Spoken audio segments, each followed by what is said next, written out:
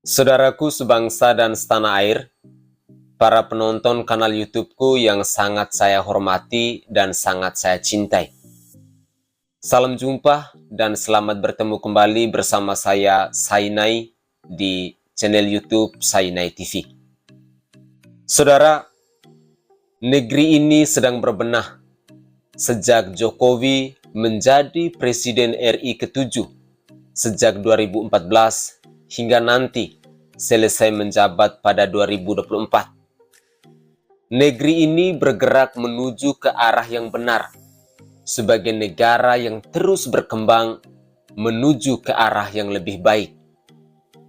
Pertanyaannya, apakah pantas jika selanjutnya negeri ini misalnya dipimpin oleh figur yang disebut antitesis Jokowi, yang 5 tahun terakhir gagal memimpin ibu kota Jakarta? Sebelumnya, mari kita mau lihat dulu definisi antitesis menurut Kamus Besar Bahasa Indonesia berikut ini. Pertama, pertentangan yang benar-benar. Kedua, pengungkapan gagasan yang bertentangan dalam susunan kata yang sejajar, seperti dalam semboyan merdeka atau mati. Jika merujuk pada definisi itu, maka bila disederhanakan, sosok yang menjadi antitesis Jokowi akan menunjukkan segala sesuatu yang berlawanan dengan yang sudah ditunjukkan, dilakukan, atau yang publik ketahui perihal Joko Widodo. Jika Jokowi dikenal dekat dengan rakyat, maka si antitesis itu akan berjarak atau malah jauh dari rakyat. Apa yang bisa diharapkan dari pemimpin yang menjauh dari rakyat? Tentu tidak ada. Lihat saja kota Jakarta, yang setelah era Ahok Jarot berlalu, pintu balai kota tertutup dan suara pengaduan rakyat tak lagi bisa tersampaikan. Bukankah ini merupakan gejala pemimpin otoriter di bangsa ini? Berikutnya, jika Jokowi dikenal dengan kebijakan ketatnya soal penggunaan anggaran, maka si antitesis ini akan berbiasa berfoya-foya dalam menggunakan uang negara. Sosok yang gemar berfoya-foya biasanya akan membelanjakan barang-barang yang tak berguna atau menghabiskan duit negara hanya untuk membeli teman, supaya tidak mengganggu agenda atau rencananya. Selanjutnya, jika Jokowi dikenal koping, kalau sudah meyakini akan tindakannya yang sering kali terbukti benar, maka si antitesis itu akan keras kepala demi memuluskan tujuannya, meski dia sedang melaju pada jalur yang salah. Terakhir, jika Jokowi selama menjabat bekerja demi kebaikan rakyat dan membawa negeri ini ke arah yang lebih baik, kita pantas khawatir jika benaran pemimpin Indonesia kelak, si antitesis ini hanya akan membawa kemunduran dan kehancuran besar-besaran bagi negeri tercinta ini. Jadi, silakan menilai, apakah sebaiknya figur yang dikenal sebagai antitesis Jokowi itu sebaiknya dicoret dan jangan pernah maju sebagai kontestan pilpres, atau mungkin masih bisa diberi kesempatan? Itu kalau ada koalisi yang memenuhi syarat buat memajukan si manusia antitesis itu. Manusia antitesis yang saya maksudkan di sini adalah Anies Rashid Baswedan.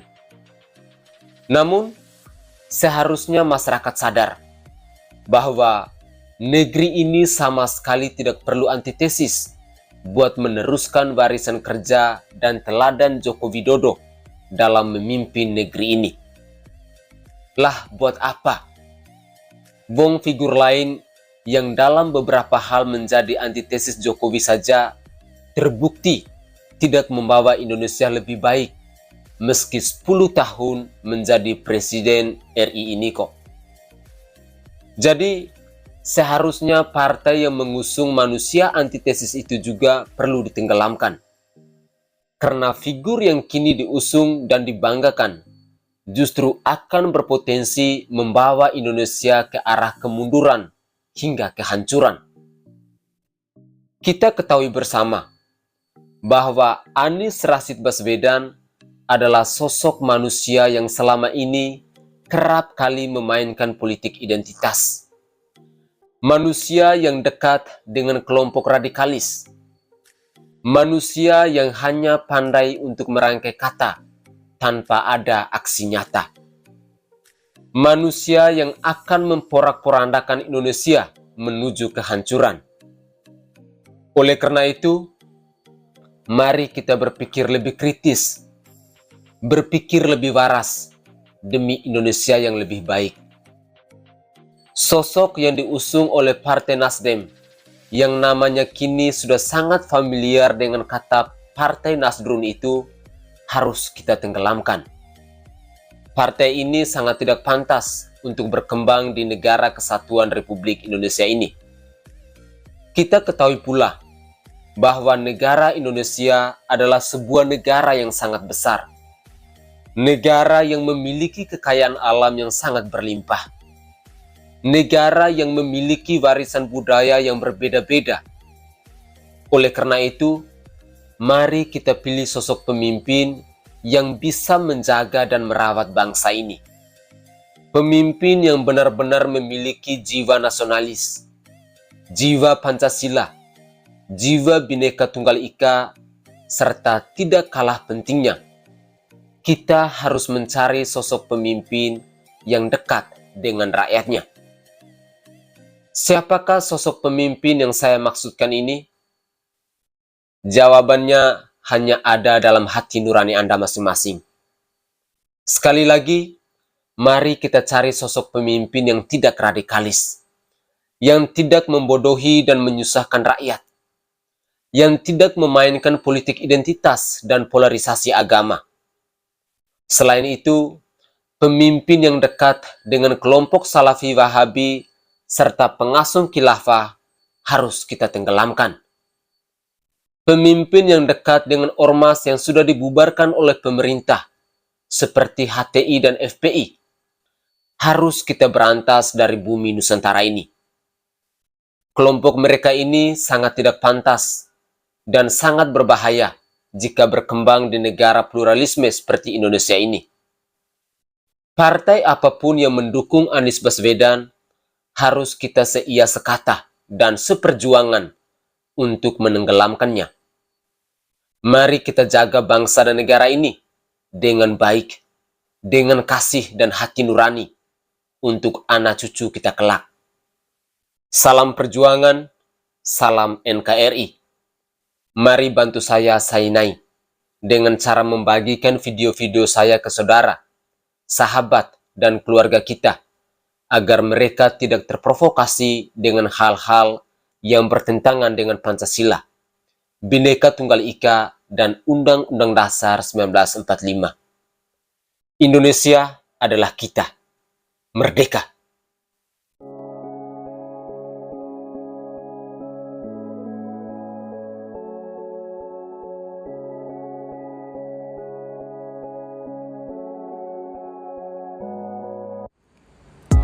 Minyak Prabu merupakan salah satu minyak herbal yang mengandung 81 rempah-rempah asli dan dibuat langsung di Pulau Bali dengan menjamin kebersihannya. Minyak Prabu dapat membantu dalam menyembuhkan segala macam jenis penyakit kulit dan juga bisa membantu dalam meredakan sakit perut saat haid, pegal-pegal, dan masih banyak lagi. Minyak Prabu kini hadir untuk menemani aktivitas kalian semua dan memudahkan untuk dibawa kemana-mana. Minyak Prabu memiliki aroma yang wangi dan pastinya nyaman untuk digunakan. Buat apa ragu lagi, gunakan minyak Prabu, bukti menjadi saksi.